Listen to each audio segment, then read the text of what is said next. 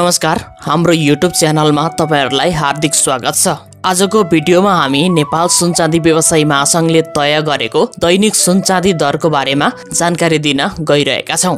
आजको दिनमा छापावाल सुन तथा तेजाबी सुनको मूल्य के कति रहेको छ? हिजोको दिनमा यसको मूल्य के कति रहेको थियो? आज घट्यो वा बढ्यो? कतिले घटबढ भएको छ? यसको बारेमा पनि जानकारी दिनेछौं। साथै आजको दिनमा चाँदीको मूल्य के कस्तो रहेको छ? हिजोको तुलनामा घटेको छ या बढेको छ? यसको बारेमा पनि चर्चा हुनेछ। नेपालमा विभिन्न चाडपर्वहरू दशैं, तिहार, छठ, तीज साथै विवाह, व्रतबन्ध, जन्मदिन लगायतका कार्यक्रममा सुन चाँदीको बिक्री वितरण हुने गरेको छ। अझ विवाहमा त सुनको बिक्री वितरण धेरै हुने गरेको छ। जुनसुकै समयमा पनि मानिसको ध्यान सुन चाँदी दर के कति छ भन्नेमा रहिरहन्छ।